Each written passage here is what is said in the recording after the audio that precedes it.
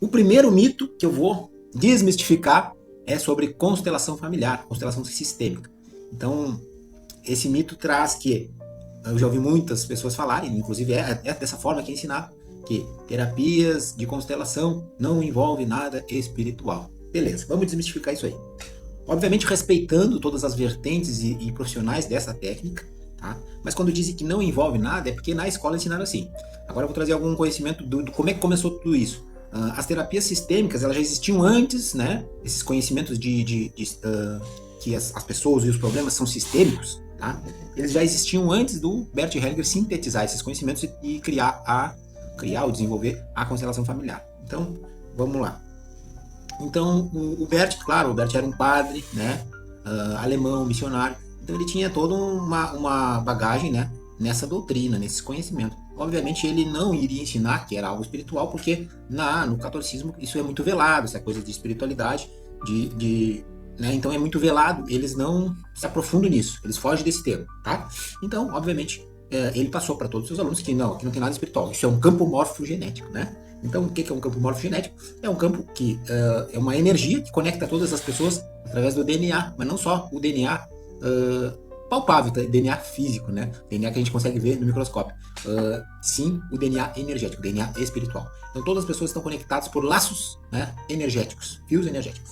Então, isso é a base das terapias sistêmicas. Quem quiser depois explorar um pouco mais do assunto, leia o livro Matriz Divina, né, de Greg Braden. Tá? Outra coisa, vamos lá. Então, como eu acompanhei muitas constelações, eu me perguntava, a minha vertente, a minha origem vem dos trabalhos de desenvolvimento espiritual, né? Então, como eu acompanhei muitas constelações, eu me perguntava, o que fazem com essas movimentações espirituais que acontecem aqui nesse campo? Não, isso aí a gente desconsidera, isso a gente não mexe com isso, não fala disso. Obviamente, as pessoas que eu acompanhei, que eu fiz com várias pessoas, elas realmente não tinham uma base nessa parte de espiritualidade e aí negavam o que elas realmente não conseguiam abordar. Então, como eu tinha essa base, eu comecei a entender, eu comecei a perceber que, tipo, isso facilitaria todo o trabalho a ser feito aqui. Com essa, vamos dizer, com essa base que eu tenho de apometria, com essa base que eu tenho de espiritualidade universalista. E foi isso que foi passado, né? Quando eu desenvolvi a terapia constelacional apométrica, foi sendo me passado o conhecimento, né? Tipo, em partes, né? Para eu ir depois juntar tudo na TCA, terapia constelacional apométrica. Então, quando eu disser que não tem, é porque não quer dizer que não sabe lidar com isso. Não é que não existe. Com certeza, muitas das coisas que nós sofremos são de um passado, de uma existência anterior, estão ligadas com situações que aconteceram com nossos ancestrais em existências anteriores, tá? Então, muitas coisas que a gente sofre hoje, elas têm que ser resolvidas lá atrás, tá? Um passado, às vezes, muito remoto. Então, além de tudo, a TCA tem outras ferramentas, né, de alinhamento com nossos corpos, com nossas outras realidades, né, paralelas, e entre outras ferramentas de cura quântica estelar, que é uma outra técnica vinda do Rodrigo Romo, tá? Então, são uma fusão de várias técnicas. Então, tá desmistificado isso quando vocês ouvirem, não tem nada espiritual. Tem sim, embora eles não saibam lidar, não saibam trabalhar com essa parte espiritual, tem. Claro, obviamente lembrando, o terapeuta, ele é ensinado por um curso, né? E ele vai ir conforme foi ensinado.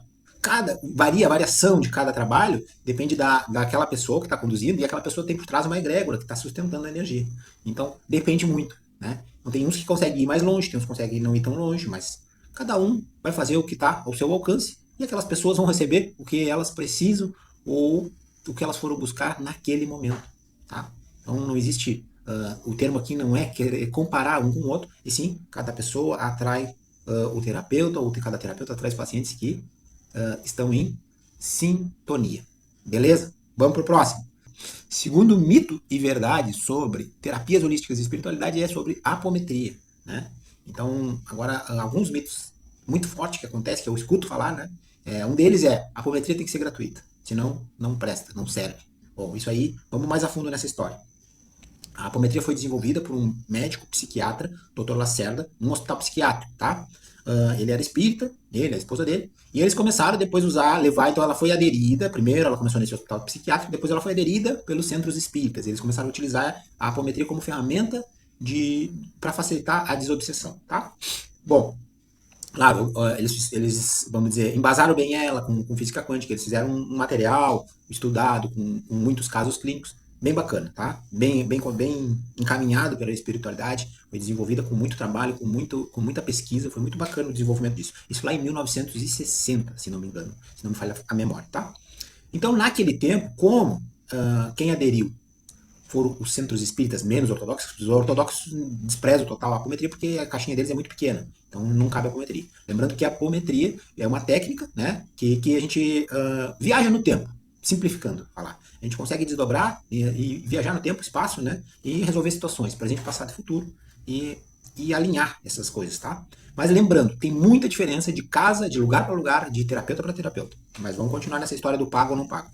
Por que, que o próprio Lacerda disse que tinha que ser gratuito? Porque num trabalho religioso, como é o Espiritismo, todos, como é o Espiritismo, como é a Umbanda, os trabalhos religiosos, Espiritismo, Umbanda e o catolicismo, entre aspas, são todos gratuitos, né? São todos gratuitos. Então, nessa questão, nessa caixa, né? Então, com certeza, deve ser gratuito porque é as normas daquela doutrina, daquela religião, tá? Então, nesse caso, sim. Quando se desenvolve a apometria de forma terapêutica por terapeutas através de conhecimentos um pouco mais aprofundados, né, além da apometria clássica, porque tudo foi evoluindo, né, inclusive as técnicas terapêuticas, inclusive as ferramentas de obsessão dos obsessores também foram evoluindo demais, tá? Então, teve-se que investir muito em conhecimento, em estudo, em busca, em tempo principalmente, para conseguir absorver as novas formas de atuar, as formas mais eficazes de atuar que resolviam uma situação mais rápido. Então, as velhas formas de atuar lá de 1960, a maioria delas já nem funciona hoje, tá? Porque os espíritos negativos já têm ferramentas para se desviar dessas velhas formas. Então, lembrando, quando a gente sai de um contexto religioso e se trata de pessoa física que está fazendo um trabalho não por caridade, mas sim para ajudar as pessoas e entende que a importância da energia de troca, porque a energia de troca é algo muito importante, então poucas pessoas sabem disso, porque muitas pessoas vivem tanto na miséria e tanto, às vezes, doente, por desconsiderar ou desconhecer sobre a energia de troca de cada relação, e aí entra em desequilíbrio, dão demais e recebe de menos. E aí o que acontece? Acaba ficando doente, acaba ficando obsediado, acaba tendo que parar o trabalho. Tá?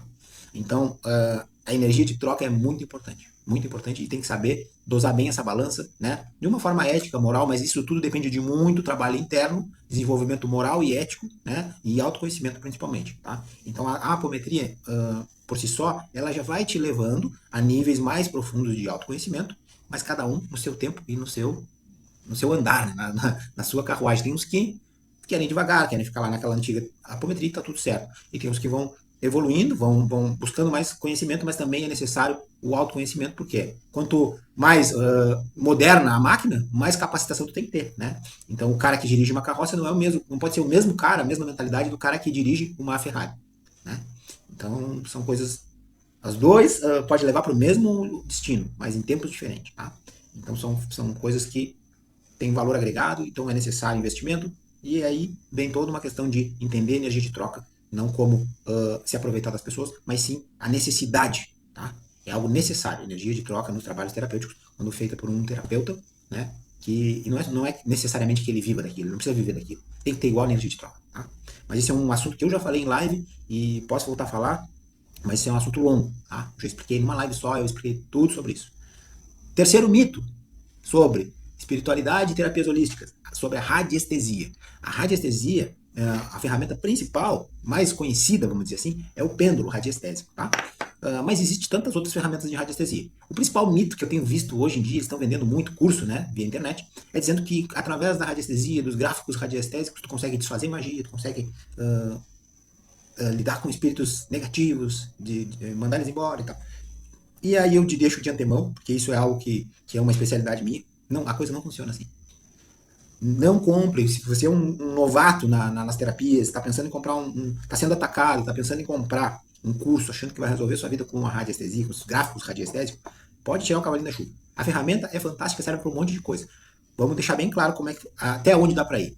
Magias mentais, inveja, coisas que as pessoas mandam para ti, com os gráficos radiestésicos, usando de uma forma bem, vamos dizer, com conhecimento, tu consegue te defender bem, tu consegue te virar bem, tu consegue te proteger e tu consegue te blindar.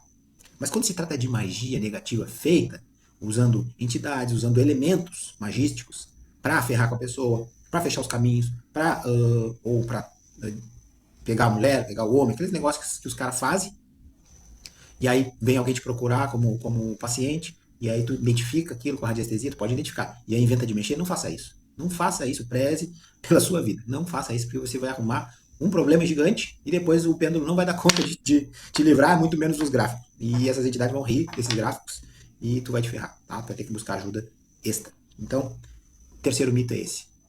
Gráficos de radiestesia não desfazem magias feitas por magos, feiticeiros, tá?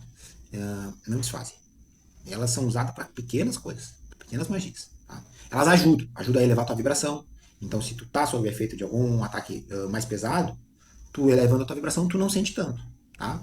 Tu não sente. Mas não quer dizer que foi tirado. Às vezes o cara baixa a vibração e aquilo, pum, acopla, e aí tu vê que não foi tirado. Então, vamos ter cuidado, porque algumas pessoas fazem um movimento para vender. Eu sei que o marketing tem todas as suas ferramentas. Às vezes é necessário ser agressivo para as pessoas, para chamar a atenção das pessoas, mas tem coisas que não funcionam e tem coisas que funcionam. Então, eu sou um grande fã da radiestesia. Inclusive, eu tenho um curso aí no meu Insta de radiestesia, tá? Aí na minha bio tem um link que é um curso de radiestesia, uma metodologia própria de limpeza e transmutação de emoções e crenças. Então é fantástico. Na verdade, eu uso muito o pêndulo, uso muito a radiestesia, mas eu sei até onde posso ir com a radiestesia, né? Beleza? É isso aí. Valeu. Abraço.